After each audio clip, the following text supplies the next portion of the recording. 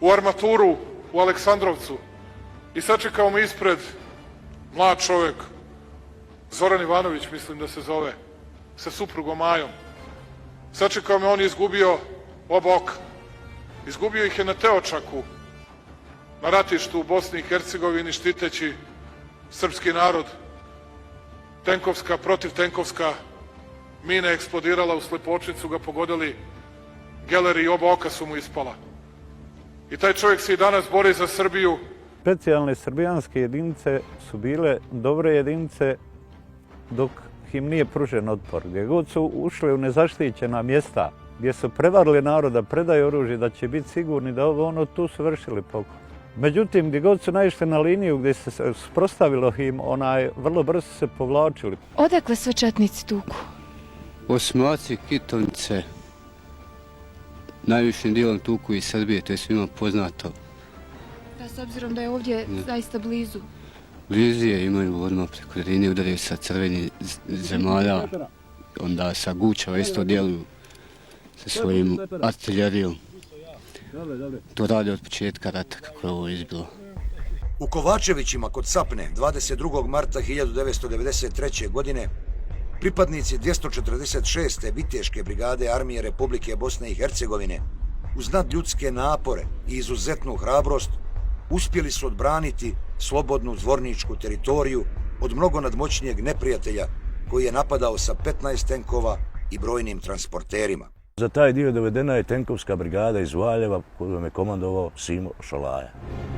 Sa zadatkom upravo da se presječe Teočak, da bi se izvršio taj tenkovski napad na Kovačevića, ovladalo širim rejonom Zečije kose i spojilo sa snagama druge Majevičke brigade. On se računao da će Kovačević uzeti za 30 minuta. Mi smo brojali tad od starešina koje smo upućivali i ostalo, da je 98 granata padalo u minuti.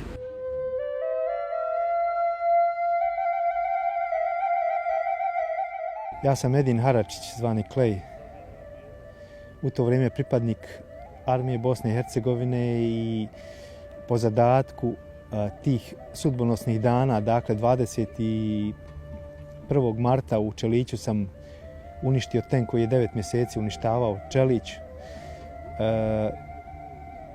Da bi narednog dana bitka bila i krenula ofanziva na slobodno dvorničku Teočansku teritoriju i tog 22. marta za kratko vrijeme sam uništio 4 tenka i zaustavio faktički taj napad oklopno mehanizovane jedinica na slobodnu dvorničku teritoriju, da bi 23. marta također na području Teočaka uništio još jedan tenk.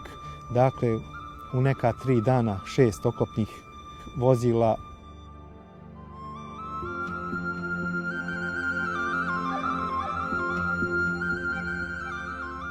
Kad sam se popeo na to uzvišenje s kojeg sam imao pregled, jednostavno ostao zatečen kada sam ugledao sve te vojnike i sve tu tehniku i te tenkove koji su bili u napadu. Ja sam svoje saborce zamolio da budu iza zaklona, da ne bismo u slučaju da se meni nešto desi da može sljedeći preuzeti.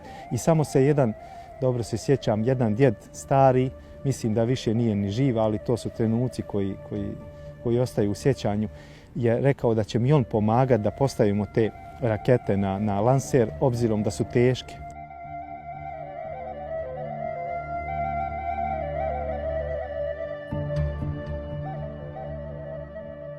I ja kad sam ispalio prvu raketu, ono što su mi rekli, oni su mislili da su već i helikopteri krenuli u napad.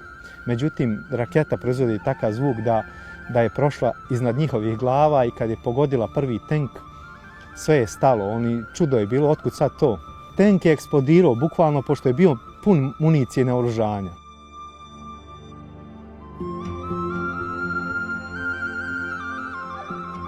Ja ispaljujem drugu i pogađam drugi i onda već ja vidim da njih panika, fata šta će, kako će, i onda stavljam četvrtu, pogađam, već su oni okrenuli tenkove, dobili su naredbu da bježe, da se povlače. Faktički ja sam zadnji pogodio kad su oni počeli već bježati. I onda nastaje muk, i tišina jedno vrijeme oni se povlače. Naši borci su hrabro istrčali, suprotstavili se.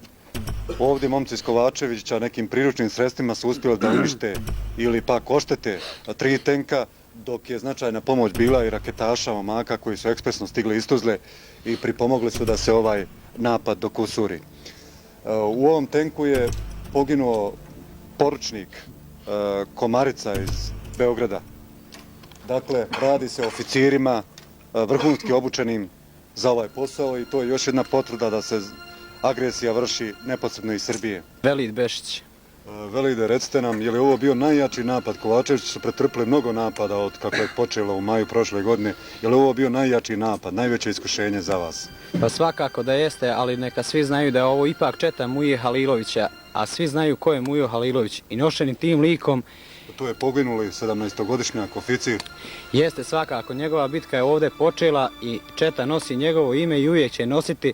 Srca su bila puna naših vojnika, pogotovo usklicima Mujo je živ, Mujo neće dati da uđe se. Za vrijeme tih borbenih dejstava smo imali samo poginulog jednog vojnika i 6 civila koji su bježali iz sela. Mi smo sutradan, kad smo krenuli u jedan dio protiv napada, našli preko 300 pušaka koje su ostale od tih ljudi.